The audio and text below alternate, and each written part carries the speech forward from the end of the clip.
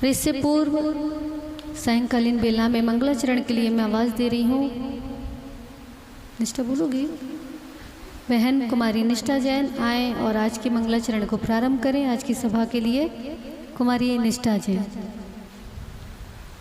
दिया ताली तो बजा दो।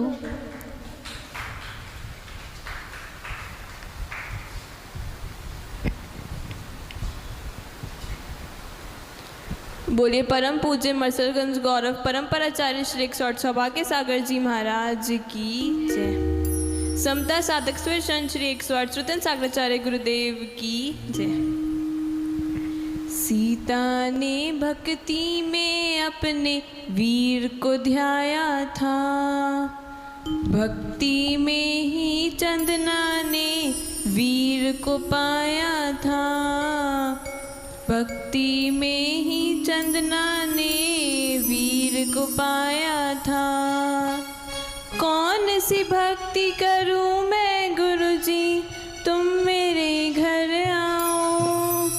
कौन सी भक्ति करूं मैं गुरुजी, तुम मेरे घर आओ। मैं ही सीता मैं ही चंदना, मेरे वीर बन आओ कि एक बार आओ गुरुदेव, दरस दिखलाओ गुरुदेव। कि एक बार आओ गुरुदेव, दरस दिखलाओ गुरुदेव।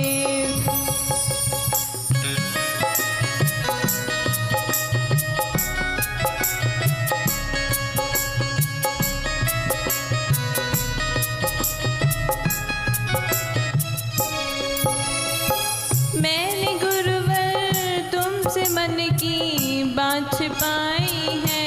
ओ मैंने गुरुवर तुमसे मन की बात छिपाई है।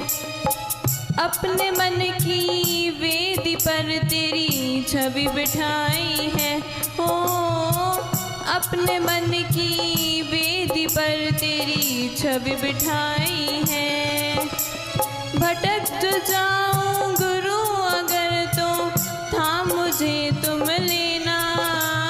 भटक तो जाऊं गुरु अगर तो थाम मुझे तुम लेना। मैंने तुमको अपना माना, ध्यान भी मुझ पर देना। कि एक बार आओ गुरुदेव, दरस दिखलाओ गुरुदेव। कि एक बार आओ गुरुदेव, दरस दिखलाओ गुरुदेव।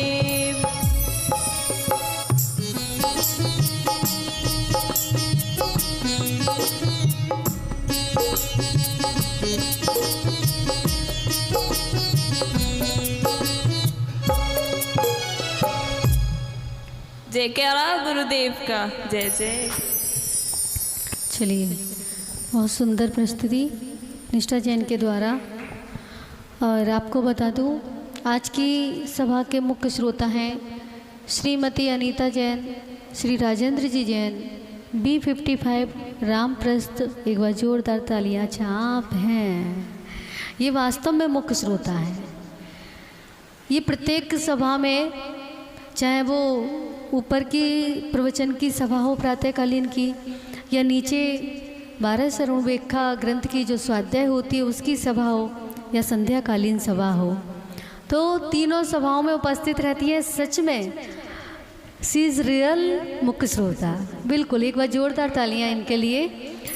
हाँ, तीनों सभाओं में उपस्थिति रहती है इनकी और पूरे ध्यान से सुनती है। और क्षयोपशम भी अच्छा है, ज्ञान आराधना कर रखी है इन्होंने। तो इसी प्रकार सभी को रियल में मुख्य श्रोता बनना चाहिए, जिससे कि आप जाकर के आगे समवसरण में भी एक दिन मुख्य श्रोता बने और वहाँ पर तीर्थंकर परमात्मा की दिव्य धुनी का श्रवण करें और अपनी आत्मा का कल्याण करें। अच्छा, आपसे एक बात पूछ लूँ, मैं कुछ पूछना चाहती हूँ। आप लोगों को पता है ना 30 तारीख को क्या है? रक्षाबंधन है। तो रक्षाबंधन क्यों मनाते हैं बताइए? हाँ, सही है, पर ये शब्दों में ही है कि वास्तव में भावनाओं से उसी के उपलक्ष्य में रक्षाबंधन मनाते हैं? अच्छा, तो कहने का तात्पर्य ये है कि उस दिन रक्षाबंधन पर्व है और जब हम उन 700 मुनिराजों की और आचार्य भगवंत अकंपनाचार्य जी की उस उपसर्ग को याद करते हैं तो उनके बाद में जो उनका उपसर्ग का निवारण हुआ विष्णु कुमार मुनिराज के द्वारा, और फिर उसके बाद में क्या हुआ था, 7 दिन तक उनका उपसर्ग चला, उसके बाद में निवारण हुआ, फिर आहार चर्या संपन्न हुई थी। तो किस किस ने दिया था? वैसे सभी ने वहाँ पर आहार दिया होगा क्योंकि 700 मुनिराज थे। आचार्य भगवंत के साथ में 700 मुनिराज थे और 7 दिन तक कितना घोर उपसर्ग हुआ, कितना धुआं ही धुआं, 24 घंटे ऑल टाइम 24 आवर्स वहाँ पर कितना धुआं था। तो उनके गले रुंध गए थे, तो उनको आहार दिया गया। और आहार भी किस वस्तु का था? हाँ, वो खीर थी, जिससे कि उनके गले में जो वेदना है तो वह उसको आसानी से ग्रहण कर सकें। कितनी भावना अच्छी थी। अब आपके बीच में भी यहाँ पर आपके पुण्य से, आपके सौभाग्य से आचार्य संघ विराजमान है। एक आचार्य नहीं, 2-2 आचार्य विराजमान है। तो आप लोगों को क्या करना चाहिए बताओ? ऐसा नहीं है कि नहीं पर्याप्त हो गए चौके, बहुत है, खाली नहीं जाना चाहिए। आपको ये सोचना ही नहीं चाहिए कि खाली जाएगा या खाली जाएगा, नहीं। अगर आप ये सोचेंगे तो खाली के खाली रह जाएंगे, ये नहीं सोचना है। आप तो इस बार ऐसा संकल्प करो कि आपके जितने अतिथि आएंगे ना उस दिन, रक्षाबंधन वाले दिन, भाइयों को बहन राखी बांधने के लिए या कभी घर पे भाई को बुला लिया, तो जितने भी आना जाना जो रहेगा अतिथियों का, आप उस दिन ये संकल्प करो कि हम शुद्ध भोजन बनाएंगे और सबसे पहले मुनिराज का पड़गान करेंगे। मुनिराज आ गए तो उनको आहार दान देंगे और उसके बाद में जितने भी हमारे अतिथिगण आएंगे घर पे, जितने भी हमारे मिलने जुलने, सबको शुद्ध भोजन कराएंगे। ये भावना भाव तो आपका वह पर्व मनाना सार्थक है। नहीं तो ये तो हमेशा ही मनाते हैं, खाना पीना कर लिया, इधर से उधर हो आए, उधर से इधर हो आए, और राखी को बांध करके रक्षाबंधन। लेकिन सही मायने में रक्षाबंधन क्या, किसकी रक्षा करने का भाव? निर्गंत साधकों की, चतुर्विध संघ की रक्षा करने का भाव और संकल्प मन में लेकर के वह कार्य करना है, तब तो आपका रक्षाबंधन पर्व मनाना सार्थक है। नहीं तो ऐसे तो पर्व हम मनाते रहते हैं। तो ध्यान रखना जो मैंने कहा है, अगर भाव बन जाए तो लिस्ट जरूरी नहीं है कि किसी से परमिशन लेनी है, बस बता देना कि भाई हमारे यहाँ हम शुद्ध भोजन बना रहे हैं, ठीक है ना। तो लगाने चाहिए सभी को, वह आहार दान का पुण्य का संचय करना चाहिए। मेरे कहने का बस इतना ही तात्पर्य है। और मेरी बात अगर समझ में आ रही हो तो अंतस में उतार लेना, और अंतस में उतार लोगे तो आप वो काम अपने आप कर लोगे। चलेंगे पूज्य गुरुदेव के चरणों में नमोस्तु ज्ञापित करते हुए निवेदन करेंगे कि हे गुरुदेव, नमोस्तु नमोस्तु नमोस्तु। आप अपनी ओजस्वी मंगलमयी दिव्य देशना से हम सभी को महापुरुष, महादेवादिदेव, तीर्थंकर परमात्मा, चक्रवर्ती और कामदेव शरीर के व त्रिपद के धारी तीर्थंकर भगवान शांतिनाथ के जीवन चरित्र को श्रवण करा करके हमारे जीवन को मंगलमय बनाए। नमोस्तु गुरुदेव, नमोस्तु गुरुदेव, नमोस्तु गुरुदेव। सभी लोग अपने हाथों को जोड़ लेंगे और जोड़ने के उपरांत परमात्मा का मंगल स्मरण।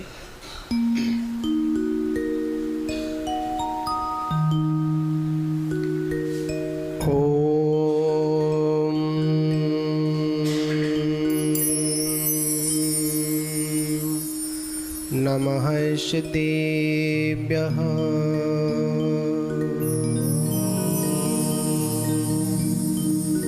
नमः सिद्धेभ्यः ॐ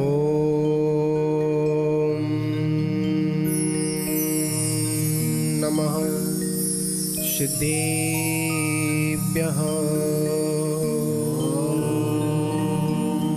नमः सिद्धेभ्यः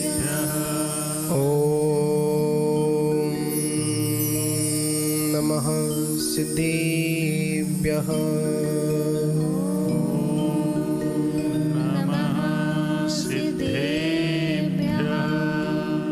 नमः श्री शांतिनाथाय जगच्छान्ति विधायिने कृष्णज्ञकर्मोगशान्ताय शान्तिः सर्वकर्मणाम्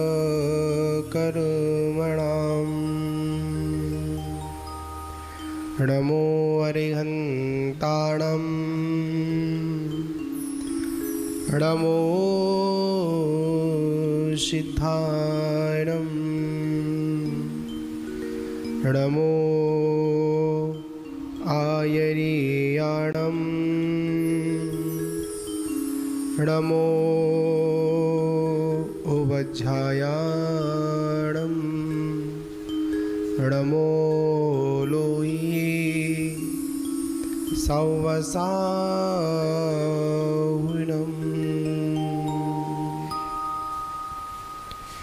पंच परमेष्टि भगवान की जय हो। प्रथम तीर्थंकर आदिनाथ भगवान की जय हो। शांतिनाथ भगवान की जय हो। चौबीसों भगवान की जय हो। परम पूज्य आचार्य श्री आदिसागर महावीर कीर्ति विमल सागर जी गुरु महाराज की जय हो। परम पूज्य तपस्वी सम्राट आचार्य गुरुदेव 108 सन्मति सागर जी गुरु महाराज की जय हो। परम पूज्य परंपराचार्य 108 सौभाग्य सागर जी गुरु महाराज की जय हो। अहिंसा महे विश्व धर्म की जय हो। जय बोलिए परम पूजनीय समता साधक ईश्वर संश्री रत्न सागराचार्य गुरुदेव की जय। समस्त आचार्य संघ की जय। चलिए जिनवाणी माँ की वंदना अपन करेंगे। हे शारदे माँ, हे शारदे माँ, शारदे माँ, हे शारदे माँ, अज्ञानता से हमें तार देना, अज्ञानता से हमें तार देना। हे शारदे माँ, हे शारदे माँ, शारदे माँ, हे शारदे माँ, अज्ञानता से हमें तार देना, ज्ञानता से हमें तार देना। ऋषियों ने समझी है मुनियों ने जानी, ऋषियों ने समझी है मुनियों ने जानी। शास्त्रों की भाषा है आगम की वाणी, शास्त्रों की भाषा है आगम की वाणी। हम भी तो समझे, हम भी तो जाने, हम भी तो समझे, हम भी तो जाने। विद्या का फल तो हमें मात देना, विद्या का फल तो हमें मात देना, हमें मात देना। हे शारदे माँ, हे शारदे माँ, हे शारदे माँ, हे शारदे माँ, अज्ञानता से हमें तार देना, अज्ञानता से हमें तार देना। तू ज्ञानदायी हमें ज्ञान दे दे, ज्ञानदायी हमें ज्ञान दे दे। रत्नत्रयों का हमें दान दे दे, रत्नत्रयों का हमें ज्ञान दे दे। मन से हमारे मिटा दे अंधेरा, मन से हमारी मिटा दे अंधेरा। हमको उज्वाले का शिव द्वार दे माँ, हमको उजाले का शिव द्वार दे माँ, शिव द्वार दे माँ। हे शारदे माँ, हे शारदे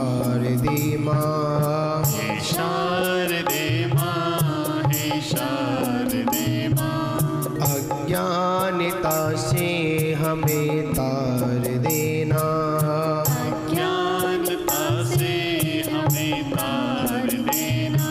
हृदय के कमल पर पधारो हे माता, हृदय के कमल पर पधारो हे माता। आकंठ मेरे विराजो हे माता, आकंठ मेरे विराजो हे माता।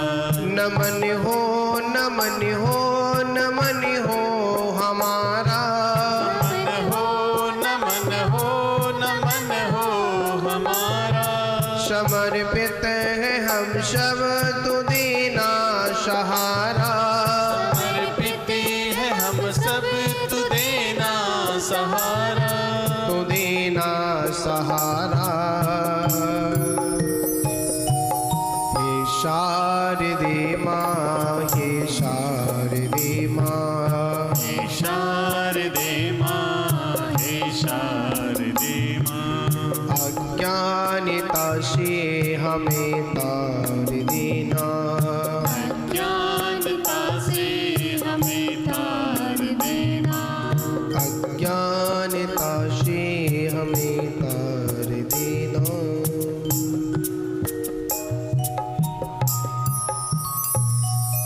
बोलिए द्वादशांग जिनवाणी माता की। मान बाबू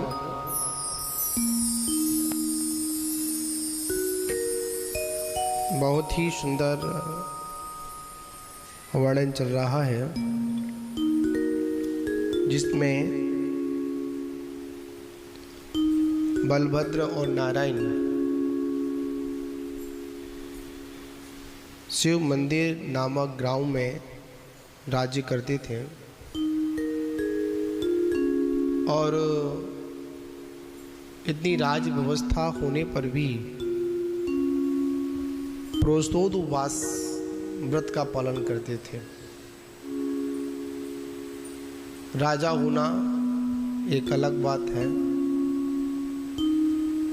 और एक धर्मात्मा राजा होना एक बड़ा ही संयोग और पुण्य का विषय है। वैसे देखा जाए, राज्य अवस्था प्राप्त होने पर लोग अधिकांश भोगों में लग जाते हैं, पर वह बलभद्र और नारायण भोगों में ना लगकर प्रोषोदोपवास व्रत का पालन करते हैं। और श्री जिनेंद्र भगवान के जिनालय में जाकर ध्यानस्थ अवस्था में रहते हैं। वास्तविकता में देखा जाए, जिस दिन उपवास होता है, उपवास अपनी आत्मा में वास, उसी का नाम है उपवास। उपवास वाले दिन सभी प्रकार के आरंभों का त्याग कर कर सिर्फ आत्मा का ध्यान करना, इसका नाम उपवास है। सिर्फ भोजन को छोड़ देना उपवास नहीं है। अधिकांश हम सभी की एक सोच है, भोजन को छोड़ दो और हो गया उपवास। नहीं, वह उपवास नहीं है, वो लंघन है। पर जिस दिन हमारा उपवास हो, उस दिन हम क्या करें? आचार्य बताते हैं, जिस दिन हमारा उपवास हो, उस दिन हम श्री जिनेंद्र परमात्मा के अलावा, आत्मचिंतन के अलावा और कुछ भी ना करें। उसी का नाम उपवास है। अगर हम लोग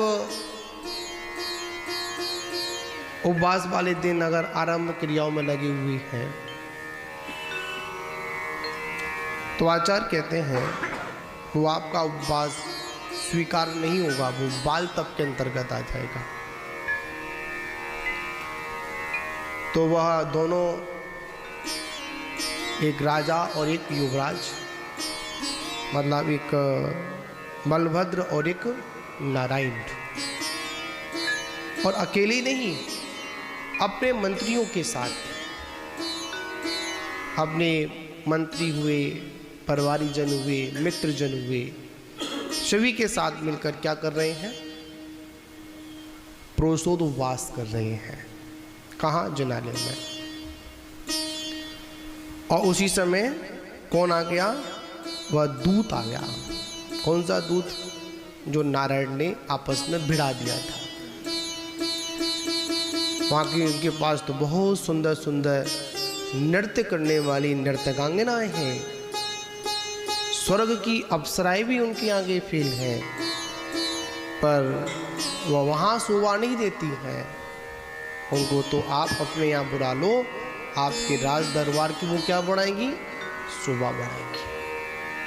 ठीक है, दूत भेज दिए गए, और जैसे ही वह दूत आए और दूत ने दोनों के सामने भेंट रख दी और कहने लगे, वहीं पर चालू हो गए, क्योंकि जो अधर्मी होता है ना, वो स्थान नहीं देखता, वहीं पर चालू कर देता है। ऐसे भी संसार में बहुत से जीव हैं, जब कोई धर्मार्थ क्रिया कर रहा होता है तो उसकी क्रिया में बहुत विघ्न भी लोग डालते हैं। कोई मंदिर जा रहा हो, बहुत लोग मिल जाएंगे, अरे मंदिर में पड़े रहते हो, क्या करते हो, पता नहीं, समझ नहीं आता है।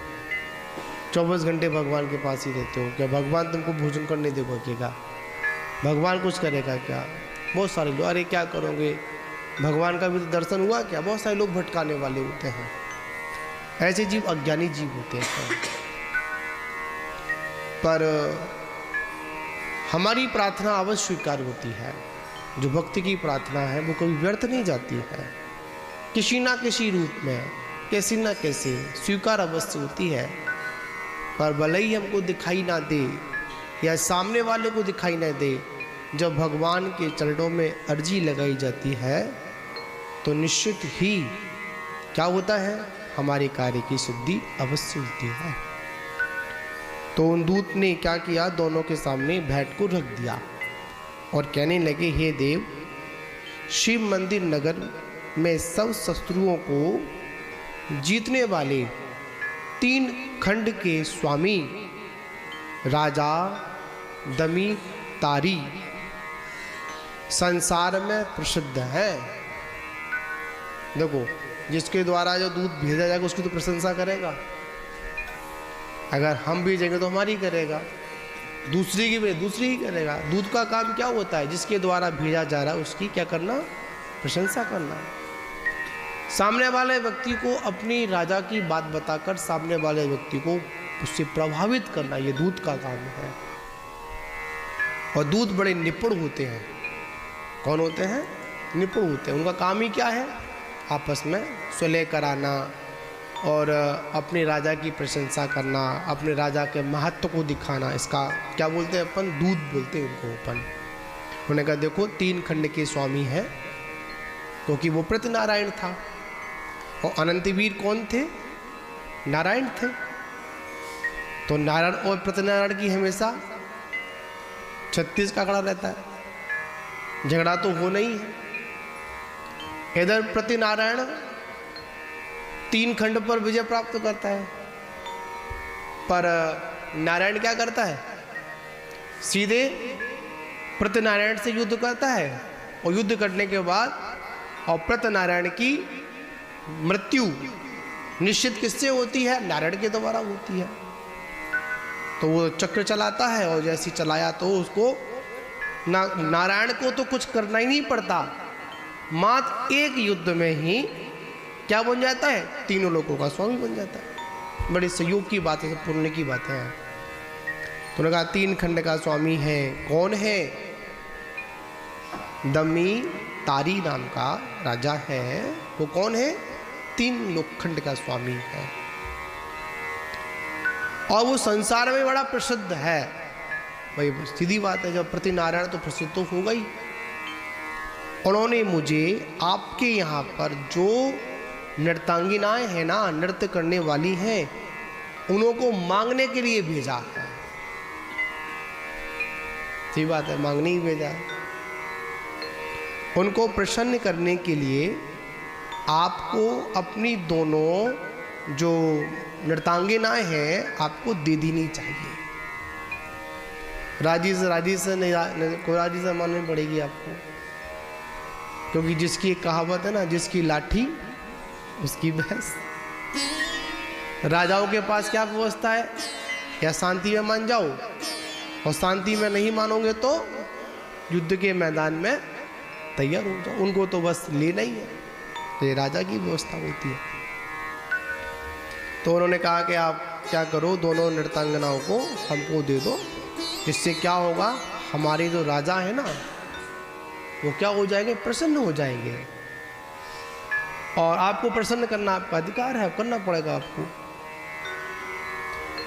उनके मिलने पर राजा प्रसन्न होंगे और आपको बहुत सारा फल मिलेगा। क्या दे दिया, लालच। कहते हैं लालच बहुत बुरी बला है। लालच में आकर व्यक्ति पता नहीं कितना अपना हित कर लेता है। तो यह सुनकर दोनों राजा ने दूतों को अपने प्रसाद से भेज दिया और मंत्रियों को बुलाकर उनसे पूछा क्या करना चाहिए। अब भेज दिया, तुम जाओ आराम करो। और किसको बुला लिया, मंत्रियों को बुलाया, और मंत्री को बुलाकर आपस में चर्चा की, आखिर में क्या करना चाहिए बताओ। आखिर में ऐसा प्रस्ताव आया है तो क्या करें। उसी समय पुण्य कर्म के उदय से, देखिए एक बात और याद रखना आप लोग, जब जब आपके जीवन में विपत्ति का समय आएगा, क्या समझे, और उस समय अगर थोड़ा सा पुण्य कर्म का अगर उदय होगा ना, तो कोई ना कोई आपको रास्ता मिल ही जाएगा। ये पक्की बात है। विपत्ति जब भी आएगी तो कोई ना कोई छोटा सा रास्ता लेकर अवश्य आएगी। समझे ना, जैसे कोई व्यक्ति, जब गलत व्यक्ति घर में प्रवेश करता है तो क्या करता है, कितनी भी सावधानी से काम करे पर कहीं ना कहीं चूक उससे हो ही जाती है। विपत्ति चाहे कितनी भी होशियार बनकर आए, समझे ना, तो वो क्या करेगी, कभी आएगी, और जैसी आएगी कितनी भी घनघोर विपत्ति क्यों ना हो, पर कहीं ना कहीं ऐसा रास्ता अवश्य होता है। उस विपत्ति के समय में भी उस रास्ते से अगर निकल जाए ना तो विपत्ति भी टल जाती है। तो विपत्ति आई, आपस में विचार विमर्श चल रहा था क्या करना चाहिए। तो उस समय संयोग से एक वहां पर मतलब तीसरे भव संबंधित, मतलब अमित तेज का जो भव था उससे जो अमित तेज थे ना, 3 भव संबंधित पहले का कोई एक विद्या देवता ने स्वयं आकर उन दोनों से कहा, संबंध, पूर्व का संबंध, कहाँ से कहाँ, देखिए कहाँ की व्यवस्था कहाँ बनती है। याद रखना, अगर हमने किसी के साथ में अगर उपकार किया है तो निश्चित वो जीव किसी ना किसी भव में उस उपकार को चुकाने के लिए अवश्य हमारे पास उपस्थित होगा, इसमें कोई संशय नहीं। और अगर हम लोगों ने किसी का उपकार नहीं किया है, क्या नहीं किया, अगर हमने किसी का अगर अपकार किया है तो वो भी कभी ना कभी क्या करेगा, अपना हिसाब किताब चुकता करने के लिए आपके जीवन में उपस्थित हो जाएगा। जब पुण्य कर्म का उदय होता है, किसका उदय होता है, पुण्य कर्म का उदय होता है, तो सारे नक्षत्र हमारे अनुकूल चलते हैं। समझे ना, समय भी हमारे अनुसार चलता है। और जब पाप कर्म का उदय आता है तो जितने अनुकूल जो नक्षत्र कुंडली में बैठे हुए थे ना, वो सारे कैसे होते हैं, स्वतः ही विपरीत चलना प्रारंभ कर देते हैं। समझे, बड़ी सुंदर बात है। जब हमारे पुण्य कर्म का उदय था तब लोगों ने हमको अच्छा समझा, क्या समझा? जब लोगों ने हमको समझा और जब हमारे पाप कर्म का उदय था तब हमने दुनिया को समझा।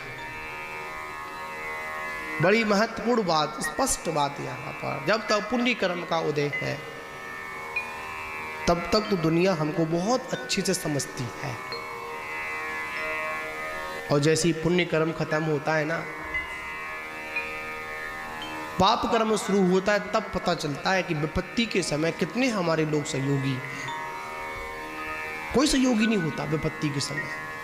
कब? जब पुण्य कर्म का उदय नहीं होता तब।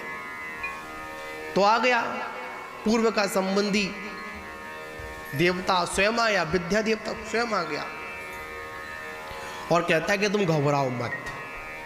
क्या कहता है? कि तुम घबराओ मत, मेरे पास इसका उपाय है। उन्हें क्या उपाय है? इसका ये उपाय है कि आप एक काम करो कि आप अपने उद्देश्य को सिद्ध करने के लिए इच्छा अनुसार कार्य में मुझे लगा दो। देवता का मुझे लगा दो कि मैं चला जाता हूँ। उन्हें कहे बाप चर्चा नहीं, ऐसा नहीं है, काम करते हैं कि तुम इस राज्य को संभालो। परामर्श किया, तुम राज्य को संभालो और हम दोनों भाई विद्या के प्रभाव से क्या करते हैं, नृत्यांगना को तो नहीं भेजेंगे अपन, हम स्वयं क्या बनकर, विद्या के बल पर नृत्यांगना बनकर वहां जाते हैं। कहाँ जाते हैं? दमी तारी जो राजा चक्र प्रति नारायण, उसके पास चलते हैं अपन। ठीक है, ठीक है, पूरी बात व्यवस्था हो गई और राज्य को सौंप दिया, मंत्रियों को सौंप दिया और स्वयं वो नर्तकी का रूप बनाकर, वेश बनाकर चल दिए। उन्होंने अपने भावी कार्यक्रम का पक्का विचार कर लिया और शिव मंदिर नगर में पहुंच गए। ठीक, कोई बात दिक्कत नहीं। जब रूप बदल लिया तो क्या दिक्कत है? चल दिए विद्याधर थे और वहाँ पर बलभद्र और नारायण, और साथ में किसका साथ मिल गया? विद्या का साथ मिल गया। तो उन्होंने विद्यासन को नर्तकी बना दिया और चले गए। जैसे ही नगर में प्रवेश हुआ, उन दोनों नृत्यकियों जो नृत्यांगनाएं थी, तो राजा ने बहुत अच्छे से स्वागत किया। भैया मनपसंद मिल गया, जो चाहा था वो मिल गया, तो व्यक्ति कौन प्रसन्न नहीं होगा। तो उनका आह्वान किया गया, बड़ा सुंदर व्यवस्था की गई, नगर व्यवस्था आगमन किया गया। और नगर आगमन के बाद उनका बहुत अच्छा क्या किया, आदर सत्कार किया, उनको संतुष्ट किया और अपने राजभवन में उन दोनों को भेज दिया। और भेजने के बाद उनका फिर बहुत अच्छे से क्या देखा, नृत्य देखा। देखा नहीं देखा? बहुत देखा। जब कोई वस्तु आई है तो देखना तो है ही है। और ये नृत्यांगना आई, उनका दोनों का नृत्य देखा और नृत्य देखने के बाद वो बहुत प्रसन्न हुए। और प्रसन्न होने के बाद कहते हैं, ये उत्तम कला आप मेरी पुत्री कनक श्री को सिखा दो। किसको सिखा दो? कनक श्री को सिखा दो। कनक श्री कौन? राजा की पुत्री, सत्यनारायण की पुत्री, उसको सिखा दो। ठीक है, हो गया गड़बड़ काम यहीं पर। हाँ, उनका समय खराब और कहाँ पर, इसका समय ठीक आ गया। ठीक है, वो तो भेषधारी नृत्यांगनाएं थी, कोई बात नहीं, चल दी सिखाने के लिए। ठीक महाराज, जो आपका आदेश, हम इनको क्या करेंगे, सिखा देंगे। और कनक श्री को वो नृत्य कला सिखाने लगी। सारी कलाएं होती, नृत्य कला होती है, बड़ा ढोलक बजाने वाली भी होती है ना, संगीत बाजे वाले भी होती है। आजकल तो कोई व्यक्ति सीखना ही नहीं चाहता है। आजकल किसी भी, पहले तो ये बहुत सारी कलाएं सिखाई जाती थी। पहले क्या चला ला कि क्या चलती थी, पहले कपड़ा सिलने मशीन, सिलाई मशीन वाली भी इस कला सिखाते थे। पहले अपनी अपनी पुत्रियों को यही चीज़ सिखाते थे, सिलाई, बुराई नहीं, हाँ, ये भी एक कला है, ये भी सिखाते हैं। बुराई नहीं, बुनाई वाली है ना, बुराई करने वाली कला में सिखाना, वो तो ऑटोमेटिक है, वो तो भगवान ने ऊपर से दिए, गिफ्ट पे दिया, कोई बात नहीं। चलता रहा, उनको नृत्य कलाएं सिखाई गई। पर ये सारी कलाएं आज हमारे जो बच्चियां हैं उनको भी सिखाना चाहिए। और लोग सीखने के लिए बाहर भी जाते हैं। लोग ऐसे ऐसे क्लास आज के समय मतलब बड़े बड़े क्लासेस होते हैं, बड़ी बड़ी प्रतियोगिताएं होती हैं जिसमें नृत्य कला बड़े बड़े अवार्ड मिलते हैं, उनको सम्मान मिलता है, बहुत लंबा मिलता है, सिखाते हैं। तो सिखा दी गई और नृत्य कला सीखने लगी।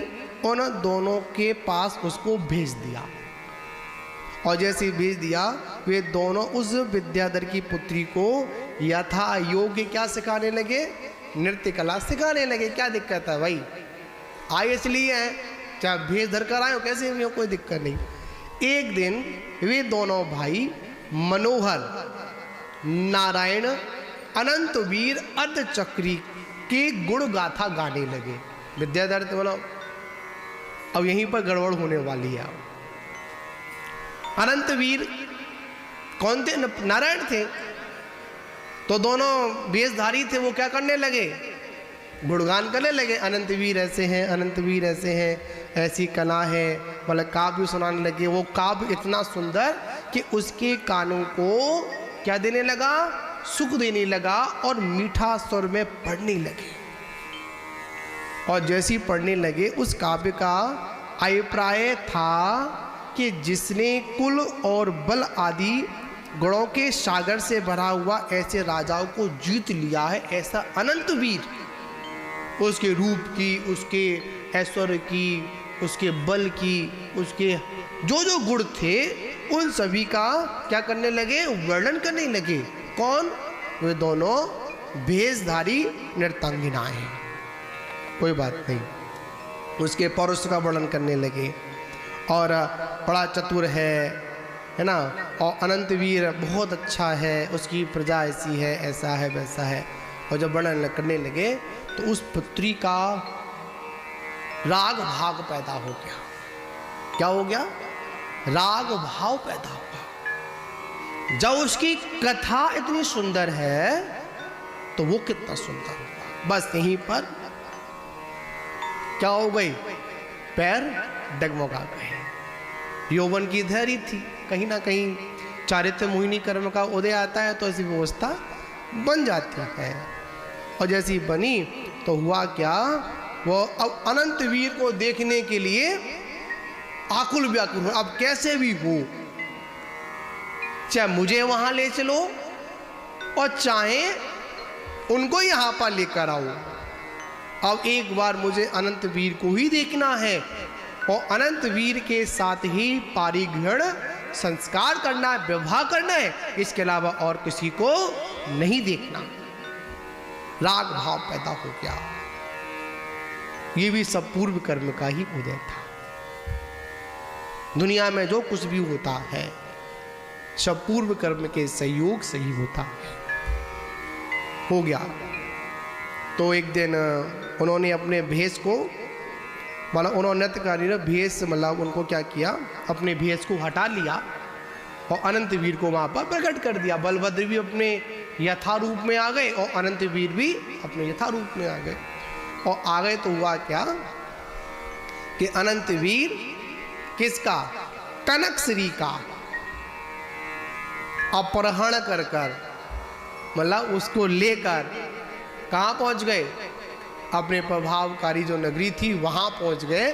और उन्होंने कहा कि भाई तुम जाओ, इनको लेके जाओ, मैं इन सभा को, राजा को देखता हूँ मैं।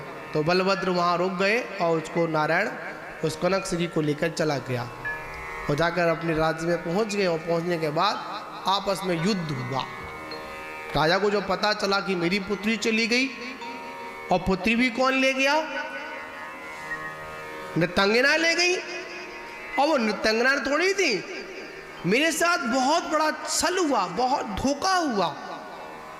तुरंत उसने क्या किया, युद्ध करने को तैयार हुआ।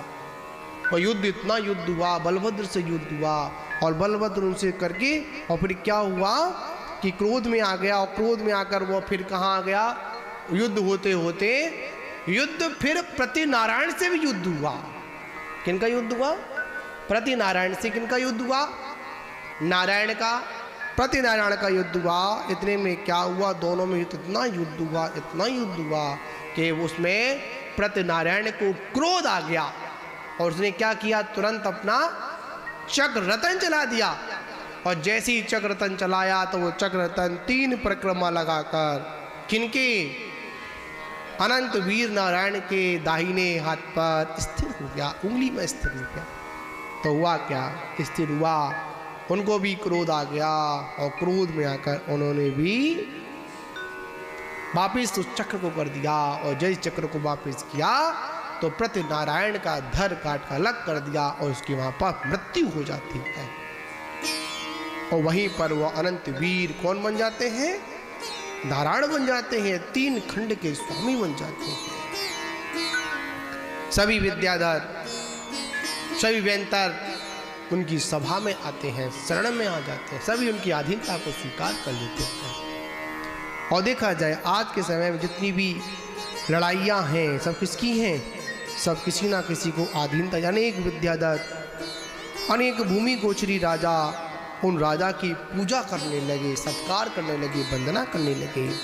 इस प्रकार धर्म का प्रभाव से उन्हें विद्याएं भी प्राप्त हो गई। देखिए, जब तक पुण्य कर्म का उदय होता है, जब तक कोई बाल बाका करने वाला नहीं होता है,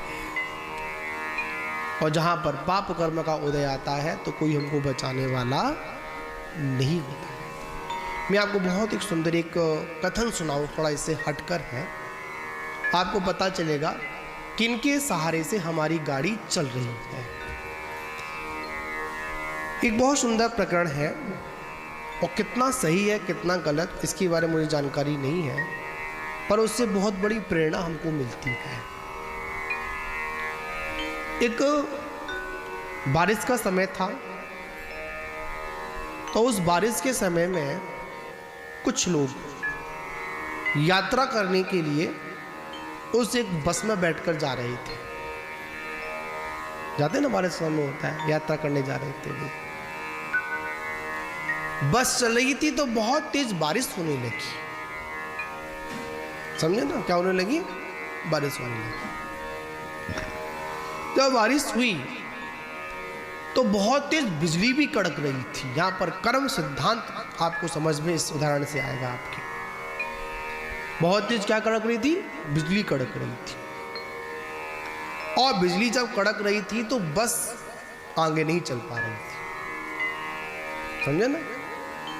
और जब बस आगे नहीं चल रही थी तो ड्राइवर ने कहा, लगता है इस बस में कोई ना कोई ऐसा व्यक्ति बैठा हुआ है,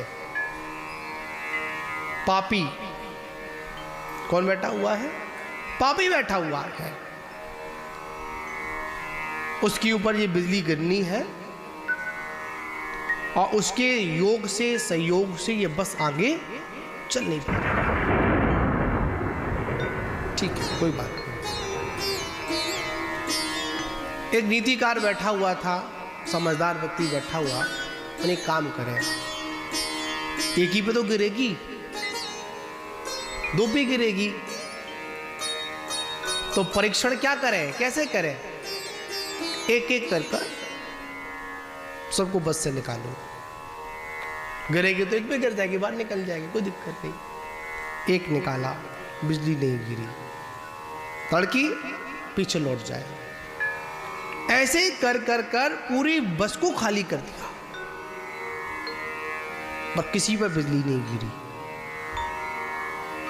पीछे वाली सीट पर एक बूढ़ा बैठा हुआ था, वृद्ध। कौन था, वृद्ध था। और वृद्ध बैठा हुआ तो बिजली उसको, आओ, लोगों की मानसिकता क्या बन गई, बस में कितने लोग आते हैं, 56 लोग। कितने आते हैं पत्रकार जी, 55-56 लोग आते हैं। 55 लोगों पर कोई भी बिजली नहीं गिरी। अब वो जो 55 लोग थे ना, उनकी धारणा क्या बन गई, यही है, कौन है, यही है। इसके ही कारण बस आगे नहीं चल पा रही है। और आदमी भी कैसा था, बिल्कुल बूढ़ा था, कुछ भी नहीं था उसके पास, शरीर में बस हड्डियाँ थी। एक समझा तो वैसे एक सामान्य सा व्यक्ति था। उसको नीचे उतारा कि उतरो, तुम्हारे चक्कर में सारी बस को उतारना पड़ा, आपको उतारते हैं। जैसे ही उसको उतारा, पूरी बस पर बिजली गिर गई। किस में बिजली गिर गई? पूरी बस पर बिजली गिर गई एक व्यक्ति को उतारने से। जब तक वो बैठा हुआ था ना, सारे बचे हुए थे। समझे ना आप लोग? इसको कर्म सिद्धांत कहते हैं। इससे बड़ा कोई कर्म सिद्धांत नहीं होगा। कभी कभी ऐसा भी होता है कि एक व्यक्ति के सहारे से, उसके पुण्य वगैरह से बहुत सारे लोग कैसे रहते हैं? सुरक्षित रहते हैं, व्यवस्थित रहते हैं। और एक व्यक्ति के जाने से क्या होता है? पूरा का पूरा घर, पूरा का पूरा परिवार कैसे हो जाता है? एक खत्म हो जाता है। ये सब क्या? निमित्त नैमित्तिक संबंध। समझे ना आप लोग? विचार यहां करना है, सोचना है। पुण्य का प्रभाव देखिए, पुण्य के प्रभाव से जिनके पास कुछ नहीं था उन्हें सब कुछ मिल गया, और पाप के प्रभाव से जिनके पास सब कुछ था सब कुछ चला गया। ऐसे बहुत से उदाहरण, बहुत से कथन हमारे आगम में, हमारे ग्रंथों में, और ग्रंथों में छोड़ो, कभी कभी हमारे जीवन में साक्षात हमको देखने को मिल जाते हैं कि एक व्यक्ति था, सब कुछ खुश थे, और जब से वो गया सब खत्म। कभी कभी एक पुण्यात्मा अनेक पापियों को पार लगा देता है। क्या समझे? एक पुण्यात्मा क्या करता है? अनेक पापियों को पार लगा देता है। अगर एक पुण्यात्मा बैठा हो ना, और अनेक पापी अगर आकर बैठ जाए, तो एक पुण्यात्मा, अनेक पापी उस एक पुण्यात्मा को कुछ नहीं कर पाते हैं। कितने कितने उपसर्ग हुए पुण्यात्मा, बताओ? हुए नहीं हुए उपसर्ग? जहां तक है देखा जाए, पुण्यात्मा को देखा जाए, कितने उपसर्ग हुए? 700 मुनिराजों पर उपसर्ग हुए नहीं हुए? कुछ कर पाए? कुछ नहीं कर पाए। पार्श्वनाथ भगवान के जीवन को देखो, उपसर्ग हुआ, कुछ कर पाए? नहीं कर पाए। कभी कभी दूसरों के द्वारा किया गया उपसर्ग भी हम लोगों के लिए हितकारी बन जाता है। समझे आप लोग? आप मुझे कैसी बात कर दी? हाँ, ऐसी बात है। आप ये मत समझना कि सामने वाले व्यक्ति ने अगर हमारे ऊपर अगर अपकार किया है, अगर कुछ बोला है, वो भी कभी कभी हमारे लिए वैराग्य का कारण बन जाता है। आपने सुना होगा, पूर्व का बैरी किसी मुनराज को उठाकर ले गया, है ना? और ले जाकर क्या किया? आकाश से, चोटी से उसको फेंक दिया। पूर्व का बैरी था। इधर ध्यान में आरूढ़ थे, श्रेणी आरूढ़ कर गए। क्या कर गए? श्रेणी आरूढ़ कर गए। जितना समय ऊपर से नीचे आने में लग रहा, उससे कुछ ही समय ध्यान में एकाग्रता हो गई, केवल ज्ञान प्राप्त हो गया। बताओ इसे क्या बोलेंगे? दूसरे के द्वारा किया गया उपकार भी क्या बन गया? अपकार भी क्या बन गया? उपकार बन गया। समझे ना? बहुत से कथन ऐसे हैं हमारे जिनागम में। किसी ने कुछ किया, एक वर्णन आता है ना, सुनाया था कथन आपको, राजा की उंगली कट गई, अच्छा हुआ, राजा ने मंत्री पद से निकाल दिया, अच्छा हुआ। समझ में कहा भाई? जब भीलों ने पकड़ लिया, हाँ एक उंगली नहीं है, इसकी बलि नहीं चढ़ेगी। हाँ अब समझ में आया कि जब उंगली कटी थी ना, तो राजा ने, उस मंत्री ने सही कहा था कि अच्छा हुआ। समझे ना? मंत्री पद से निकाल दिया, अच्छा हुआ। क्यों? तुम्हारे चक्कर में मैं फंस जाता। समझे ना? ये सब कर्म सिद्धांत है। जब पुण्य कर्म प्रकृति की बात है, सब संयोग की बात है। और एक बात और पक्की है, जब घोर विपत्ति का समय आता है तो हमारी आंखों पर पर्दा भी पड़ जाता है। क्या समझे? जब घोर विपत्ति का समय आता है तो हमको हित और अहित कुछ भी नजर नहीं आता है। वहां तो सिर्फ क्या नजर आता है? अंधेरा, अंधेरा नजर आता है। परमात्मा कहता है जब आपके जीवन में अंधेरी रातें हों, विपत्ति के समय हों, उस समय शांति से बैठना चाहिए, अपने चित्त को शांत रखना चाहिए। पर ऐसा होता नहीं है, उधर बुधर में लगे रहते हैं। जैसे किसी नाव में नहीं, किसी नदी में बहुत तेज नदी का बहाव चल रहा हो। क्या चल रहा हो? बहुत तेज है, बहुत तेजी के साथ लहरें उठ रही हो, तो समझदार व्यक्ति को क्या करना चाहिए? बताओ। शांति से बैठना चाहिए, उसका इंतजार करना चाहिए। अगर वो तेज लहरों में अगर वह नदी में कूदेगा तो क्या होगा? बताओ क्या होगा? बताओ। डूबेगा ना, पार नहीं हो पाएगा। उसी प्रकार जब हमारे समय में, हमारे जीवन में अनेक प्रकार की विपत्ति आ रही हो, कुछ नहीं करना चाहिए, शांति से उस समय को निकलने का इंतजार करना चाहिए। उस समय मात परमात्मा का भजन, इसके अलावा और कुछ नहीं करना चाहिए। अधिकांश क्या करता है? अपन क्या करते हैं? अशुभ कर्म के समय में अशुभ कर्म का ही बंद करते हैं। समझे ना? असाता वेदनी कर्म का बंद होता है जो ज्यादा रोता है। क्या करता है?